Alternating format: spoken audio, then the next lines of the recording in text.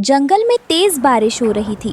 बारिश की वजह से सारे पक्षी अपने अपने केले के घरों में छिपे बैठे थे। सभी पक्षियों के घर एक साथ बने हुए थे। कई दिनों तक लगातार बारिश होती रही। फिर कुछ दिन बाद बारिश रुक गई। मौसम साफ हो गया और सारे पक्षी फूलों वाले सुंदर बगीचे में इकट्ठा हुए। दोस्तों, चलो अब हम भोजन ढूंढने चलते हैं। ऊपर वाले का शुक्र है कि बारिश तो रुक गई। हम पश्चिम की तरफ चलते हैं। वहाँ ज़रूर दाना मिलेगा और हमें बहुत सारा अनाज मिल जाएगा। अरे नहीं नहीं चिड़िया, मैंने पहाड़ों की तरफ आम के बहुत सारे पेड़ देखे थे। हम वहीं जाकर खूब आम खाएंगे। बहुत मजा आएगा मीठे मीठे आम खाकर। क्या सच में कालू भाई उस तरफ आम है? मुझे तो आम बहुत पसंद है। चलो चलो सब मिलकर वहीं चलते हैं और मीठे मीठे आम खाते हैं। कालू भैया, वो आम के पेड़ किसके हैं? क्या आपको मालूम है? जिसके भी हों, मैंने तो बस वो आम के पेड़ देखे थे। मैंने वहाँ कभी किसी पक्षी को नहीं देखा। कालू कौवा और बाकी सारे पक्षी आम के पेड़ों की तरफ उड़ जाते हैं, जबकि रानो चिड़िया अपना भोजन ढूंढने पश्चिम की तरफ चली जाती है।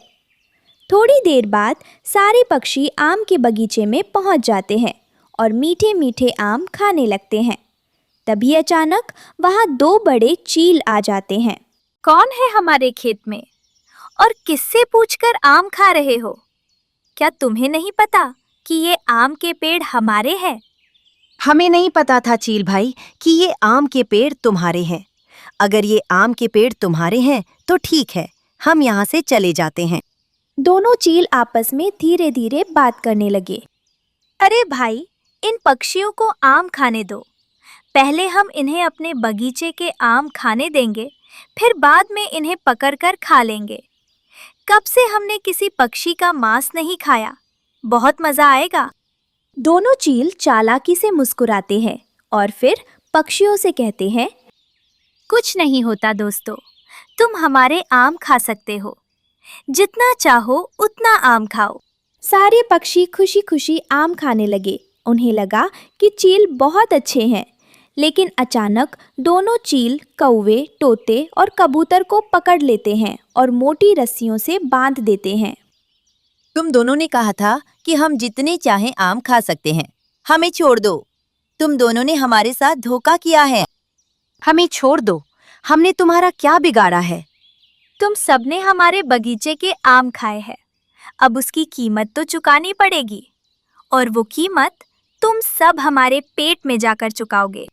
रानो चिड़िया अपना दाना लेकर वापस आती है, लेकिन वो देखती है कि केले के घर में कोई भी पक्षी नहीं है।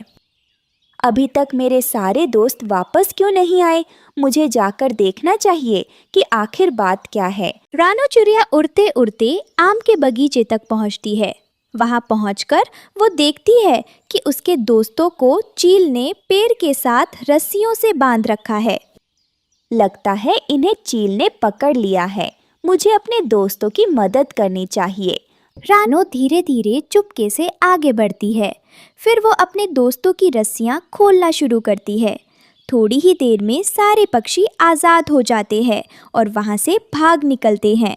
जब दोनों चील वापस आते हैं तो खाली रस्सियां देखकर हैरान रह जाते हैं। सारे पक्षी तो भाग गए, लेकिन चिंता मत करो भाई, वो कालू कौवा बहुत लालची है। वो फिर वापस आएगा और तब हम उसे पकड़कर खा लेंगे। कुछ दिन बीत जाते हैं। एक दिन कालू कौवा मीठे फलों के पेड़ पर बैठा मज़े से फल खा रहा था। तभी दोनों चील वहां आ जाते हैं। आखिर तुम पकड़े ही गए। मुझे पहले से पता था कि तुम हमारे जाल में जरूर वापस आओगे। वैसे तुम बहुत लालची कौवा हो। जैसे ही चील कौवे को पकड़ने के लिए आगे बढ़ता है, कालू डरकर उड़ जाता है। चील उसके पीछे पीछे उड़ते हैं। कालू अपनी जान बचाने के लिए तेजी से भागता है और जाकर केले के पेड़ की खोखल में छिप जाता है। खतरा टलने के बाद कालू कौवा रानो चिड़िया के घर जाता है। रानो बहन, आपका बहुत बहुत धन्यवाद। अगर आज मैं जिंदा हूँ तो सिर्फ आपकी वजह से। मेरी वजह से? वो कैसे कालू भैया? हमें केले के पेड़ की खोखल में घर बनाने का सुझाव आपने ही दिया था रानो बहन। वो घर बहुत मजबूत है। चील भी उस घर को तोड़ नहीं पाए। आपका बहुत बहुत धन्यवाद रानो बहन, आप बहुत समझदार हैं। प्यारे दोस्तों, हमें इस कहानी से सीख मिलती है कि हमें कुछ भी करने से पहले दूसरों की सलाह ज़रूर लेनी चाहिए। समझदारी और सावधानी हमेशा मुसीबत से बचाती है। और दोस्तों, इस कहानी को लाइक करना, अपने दोस्तों के साथ शेयर करना और चैनल को सब्सक्राइब करना बिल्कुल मत भूलना। धन्यवाद। चिड़िया कमजोर जरूर थी, मगर वो बहुत बुद्धिमान थी। उसके 2 बच्चे थे। बेटे का नाम कुकू और बेटी का नाम गुड़िया था। दोनों बच्चे पढ़ने में बहुत लायक थे। दोनों बच्चे सब कुछ अच्छे से सीख रहे थे। कुकू और गुड़िया बेटी, कल का सबक याद है ना? हाँ मम्मा, मुझे सब याद है। भोजन लेने के लिए हमें ऊंची उड़ान लेना होती है।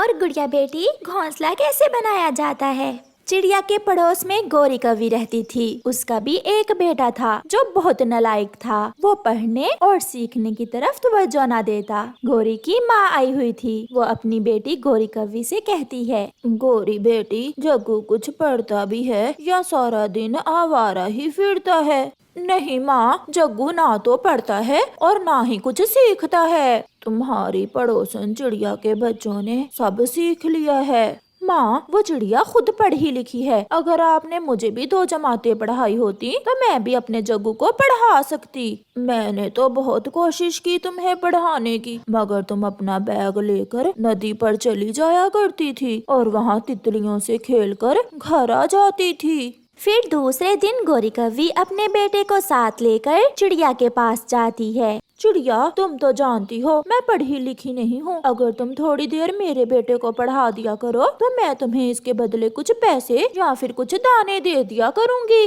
गोरी, आप पड़ोसन हो मेरी, मैं जग्गू को फ्री में ही पढ़ा दिया करूँगी। आप कल से इसे मेरे पास भेज दिया करना। जग्गू, हम इकट्ठे बैठकर पढ़ा करेंगे और साथ खेला भी करेंगे। मगर जग्गू चुप था। ऐसा लग रहा था उसे पढ़ने पढ़ाने वाली बातें अच्छी नहीं लग रही थीं। दूसरे दिन गोरी कौवी अपने बेटे से कहती है, जग्गू बेटा, चलो जल्दी करो, अपना बैग उठाओ और पढ़ने जाओ। मम्मा, मैं नहीं जाऊंगा, मेरा दिल नहीं कर रहा। मगर उसकी मम्मा उसे पढ़ने भेज देती है। मम्मा चिड़िया नदी पर गई हुई थी। कुकू और गुड़िया बैठे पढ़ रहे थे। जग्गू भी वहाँ चला जाता है। मुझे पानी पीना है, मुझे पानी दो। जग्गू भैया, मैं अभी आपको पानी लाकर देती हूँ। गुड़िया रसोई में जाती है और एक गिलास पानी लाकर जग्गू को दे देती है। जग्गू जानबूझकर पानी कुकू की किताब पर गिरा देता है। जग्गू, जग्गू, ये क्या किया तुमने? तुमने मेरी सारी किताब गीली कर दी। मैंने जानबूझकर नहीं किया, बस गिर गया। मम्मा चिड़िया भी घर आ जाती है। मम्मा मम्मा देखें, जग्गू ने कुकू भैया की किताब पर पानी गिरा दिया है। कोई बात नहीं बच्चों, सूख जाएगी। जग्गू बेटा, आज का सबक याद कर लो। भोजन ढूंढने के लिए हमें घने जंगल में जाना होता है और घोंसला बनाने के लिए सूखे तिनके, सूखा घास और लकड़ियों की जरूरत होती है। मैंने याद कर लिया टीचर, अब मैं जाऊँ? कल सबक याद करके आना। अब आप जाओ। घर जाकर वो पढ़ने की बजाय खेलने लगता है और रात को जल्दी सो जाता है। अगले दिन चिड़िया जग्गू से कल वाला सबक सुनती है। जग्गू, जल्दी से बताओ, घोंसला कैसे बनता है? टीचर जी, पहले तोते अंकल की लकड़ियाँ चोरी करते हैं और फिर कबूतर अंकल के सूखे पत्ते। ये सुनकर चिड़िया हंसने लग जाती है। बेटा, आपके मम्मा और पापा ने हमेशा चोरियां की, इसलिए आपने ये सीखा है। पानी, पानी, मुझे पानी पीना है। मम्मा चिड़िया रसोई में जाती है और जग्गू के लिए पानी लेकर आती है। मगर जग्गू ग्लास पकड़ने की बजाय फिर से पानी गुड़िया की किताब पर गिरा देता है। मम्मा मम्मा, जग्गू बुरा है, बहुत बुरा है। कल इसने भाई की किताब खराब की और आज मेरी किताब पर पानी गिरा दिया है। गुस्से में मम्मा चिड़िया जग्गू के एक लगा देती है। हर समय शरारत करते हो। तुम्हारी मम्मा ने तुम्हें यहाँ पढ़ने के लिए भेजा है। गंदी गंदी कमजोर चिड़िया, छोटी चिड़िया, तुमने मुझे मारा। मैं अभी जाकर मम्मा को बताता हूँ। मम्मा मम्मा, उस कमजोर चिड़िया ने मुझे मारा, मेरे यहाँ मारा उसने। क्या उस कमजोर चिड़िया की इतनी हिम्मत, मेरे बेटे को मारे? चार जमाते क्या पड़ गई वो चिड़िया, खुद को न जाने क्या समझती है। गुस्से में गौरी कव्वी झाड़ू उठाकर घर से भागती है। छोटी चिड़िया, मैंने अपने बेटे को तुम्हारे पास पढ़ने के लिए क्या भेज दिया? तुम खुद को न जाने क्या समझने लग गई हो। मैं अभी तुम्हारी सारी टीचिंग निकालती हूँ। गौरी कव्वी चिड़िया को झाड़ू से मारने लगती है। छोड़ो छोड़ो मुझे मेरे बच्चों के सामने रुसवा ना करो। मेरी मम्मा को छोड़ दे आप, मेरी मम्मा को छोड़ दें। बुरी आंटी, गौरी आंटी बहुत बुरी हैं। गौरी चिड़िया को मारकर वहाँ से चली जाती है। कोई जरूरत नहीं है कल से चिड़िया के पास जाने की। जग्गू बेटा, समय के साथ साथ तुम सब सीख जाओगे। फिर क्या था, जग्गू तो सारा दिन आवारा घूमता। एक दिन जग्गू कौवा आवारा घूम रहा था जब उसे एक आवारा उल्लू दोस्त मिल जाता है। दोस्त, कहाँ जा रहे हो? मैं आज घोंसला चोरी करना सीखने जा रहा हूँ।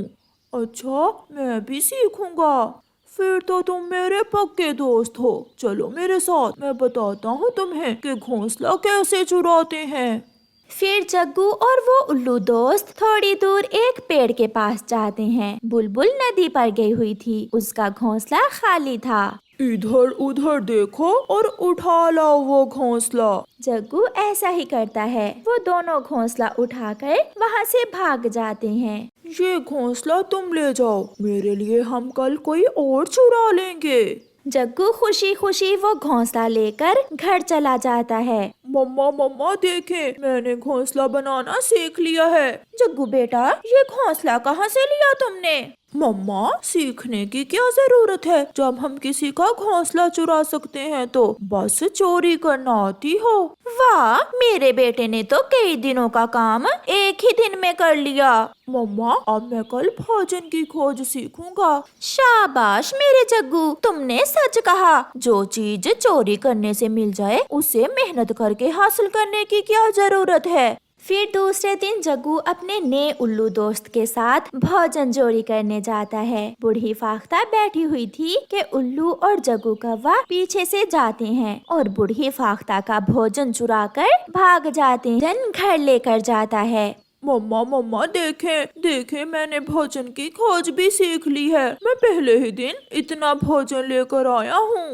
मेरे बेटे ने तो सब सीख लिया है। गौरी भागी भागी चिड़िया के पास जाती है। चिड़िया, मेरे बेटे ने सब सीख लिया है, घोंसला कैसे बनाते हैं और भोजन की खोज कैसे करते हैं। हाँ, मगर तरीका थोड़ा तुमसे अलग है। मेरे बेटे ने मेहनत के बिना ही सब सीख लिया है। मैं तुम्हारे जैसे फजूल पक्षियों से बात नहीं करती। फिर कुछ दिनों बाद जग्गू कौवा दोपहर को ही घोंसला चोरी करने की प्रैक्टिस कर रहा था। चील के घोंसले में 2 अंडे थे। जग्गू कौवा चुपके से जाता है और चील के अंडे उठाकर फेंक देता है और चील का घोंसला उठाकर जैसे ही पीछे मुड़ता है, पीछे से चील आ जाती है। जालिम, मैंने बहुत जुल्म किए होंगे, मगर मैंने आज तक किसी का अंडा नहीं तोड़ा। ये तुमने क्या किया है? तुमने मेरे दोनों अंडे ही तोड़ दिए।